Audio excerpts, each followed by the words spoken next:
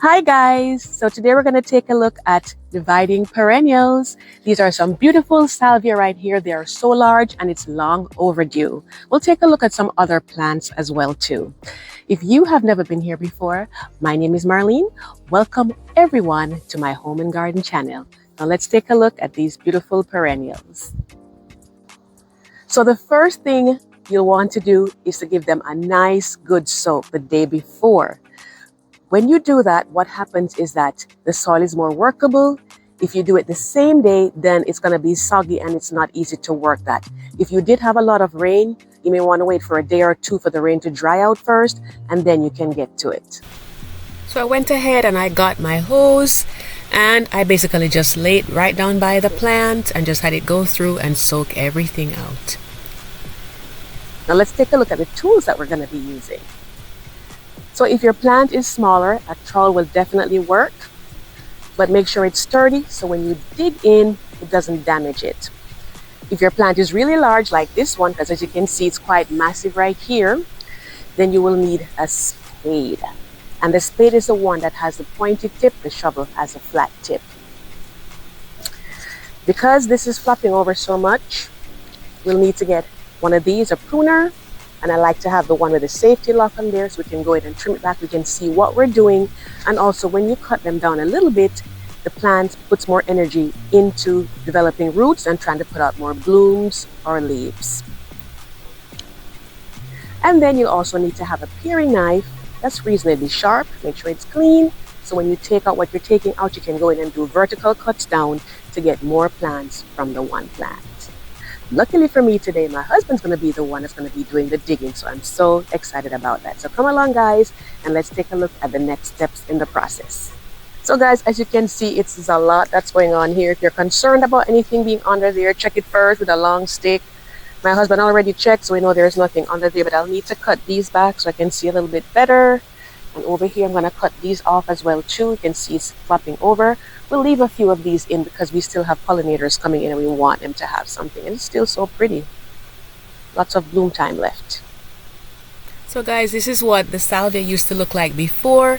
And I want it to look like this again. Lots of blooms and not taking over my entire raised bed. So keep watching to see the other plants as well too. You guys, I'm just going in and cutting them out.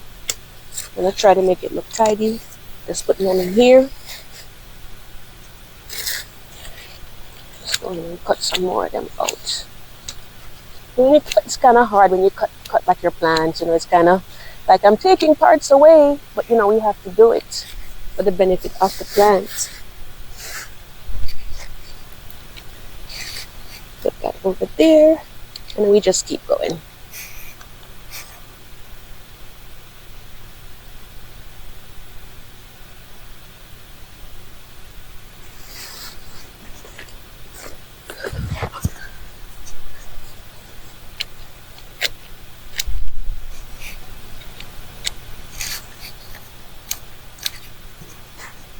So guys, already you can see, we can see the plant a whole lot better already. The center is in here, right in there. So we're gonna have to come and divide it down in there. See a lot more over here. I'm gonna have to take all of these off as well. Smells so nice. Salvia is a part of the mint family.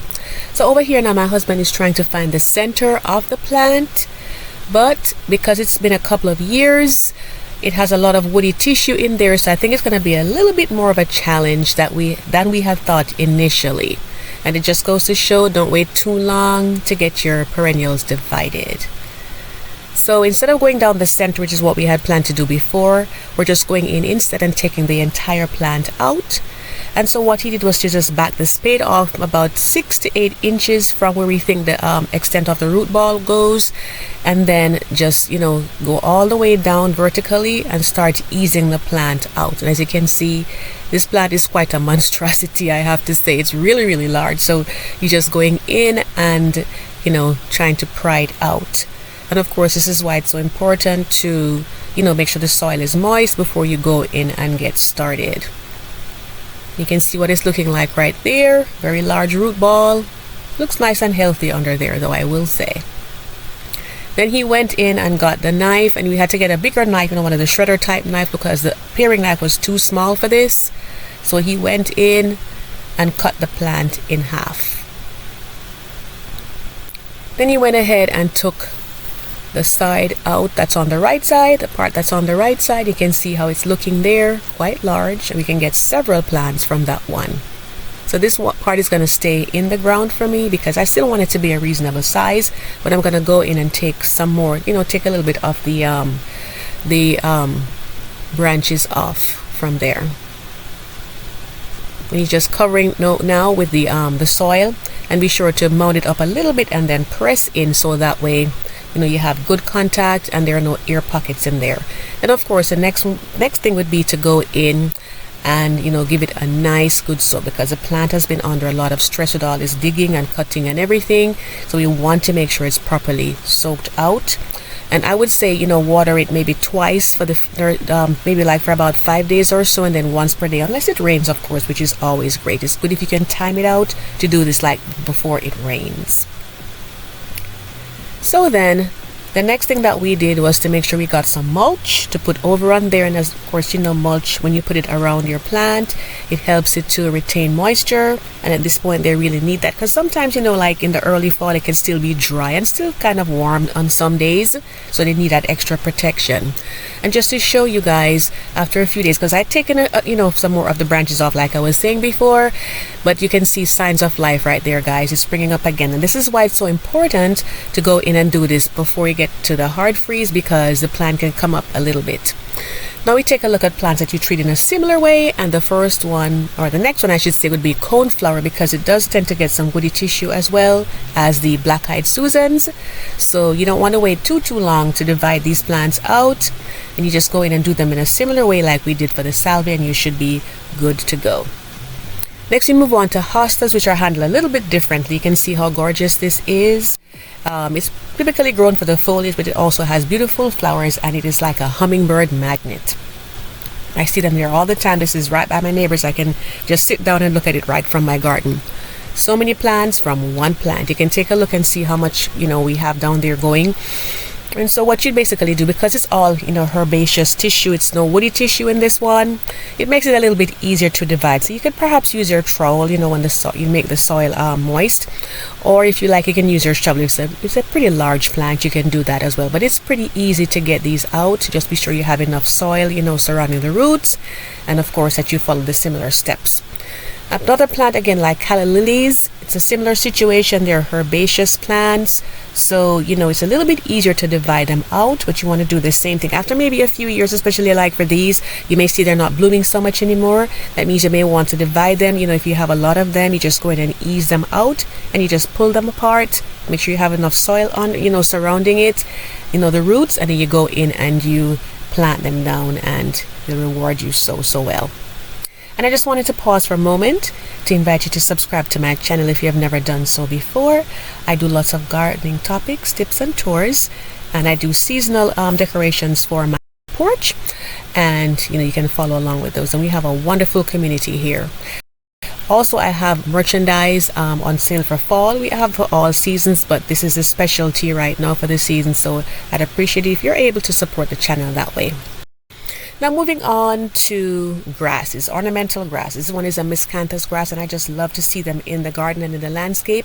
They add so much visual interest, because they have this movement, and also you can see when they start blooming, you can see how gorgeous they are.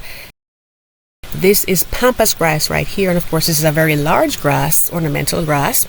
So you have to, be careful when you're doing it. Make sure there are no like pests or anything living in there before you even start. And you just go in and you divide them down vertically, following the same step, of course, of making the soil make sure the soil is moist and all of that. Now, typically for ornamental grasses, you can tell when they need to be divided because the shape gets irregular. It's not that nice circle that you see anymore. And also you may see like a hollow in the center. It's like it's kind of begging you, please divide me. You can usually see the signs on these, quite clearly after a few years of them being there like that. So you don't want to divide them. And of course, you're going to get lots of plants from it when you divide it, or maybe even just two. And this video I did last fall, talked a lot about ornamental grasses, and I will link it in the description box for you so you can go ahead and check it out. But just to show you, how beautiful these plants can be, you can use them in so many different ways, and they're being used a lot more now because of, warming weather patterns. Moving on, next we take a look at iris, and these are so gorgeous. I just absolutely love them. If you've been watching my channel for a while, you know that I really do love iris plants, and this is a bearded one. And in this recent video, I showed you how to trim them back to get the best results, because we want to get lots of blooms. But trimming back also goes hand in hand with dividing them. Once they get to a certain stage, which is typically about 4 to 5 years, you may want to divide them at that point to enjoy beautiful blooms like you're seeing right here. And so, they have fleshy stems called rhizomes, like you're seeing right there. That's what stores the food for these plants. And so you need to go in and divide them out. Right here, my husband was easing them out. And this was kind of heavy because the soil got a little bit heavy over time. And sometimes some of them were like crisscrossing each other, the rhizomes.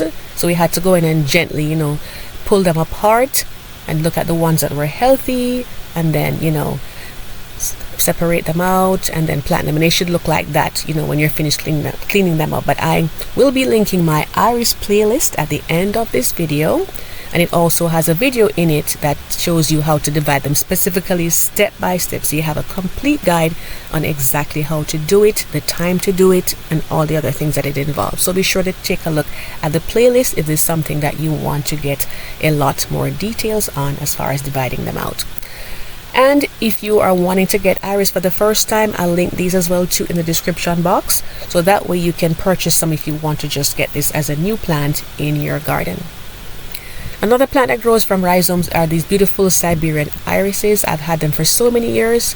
I got them from a really sweet lady, Miss Joyce, years ago at when she had like a yard sale, and they have multiplied so much over the years.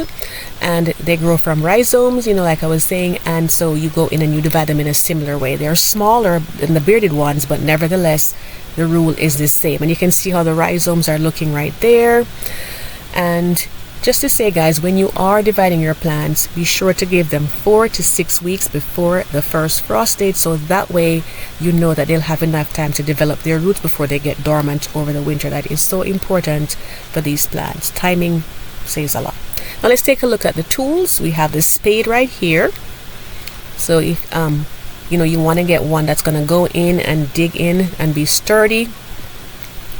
We have our trowel right here. And speaking of sturdy, I would not recommend the dollar store ones for tasks like these, because I tried it once and it actually bent. So get a nice sturdy one, and I'll link these in the description box for you guys as well. The paring knife, we may need a bigger one than that. It just depends on how big your plant is. Nice pruner is always good to have. Nice clean ones. If yours has gotten rusty, it's probably time to get a new one. And I like when they have the safety lock. So these are, and similar types will be linked in the description box. Just suggestions, of course. You can choose the one that you feel will work best for you. And be sure to clean them. I use like hydrogen peroxide, or sometimes I may use rubbing alcohol, just to make sure you're not spreading disease from one plant to the other. So guys, just to say, timing goes a long way as far as dividing your plants. If you had any questions about anything that we talked about today, or any comments, anything I may have missed, be sure to add it in the comments. I'm always happy to look at your sweet comments. I thank you so much for your support, and to my channel members, I appreciate you all so much, past and present, and for all the ways that you guys support my channel. Thank you so much for watching, and I do hope to see you in the next video. Take care.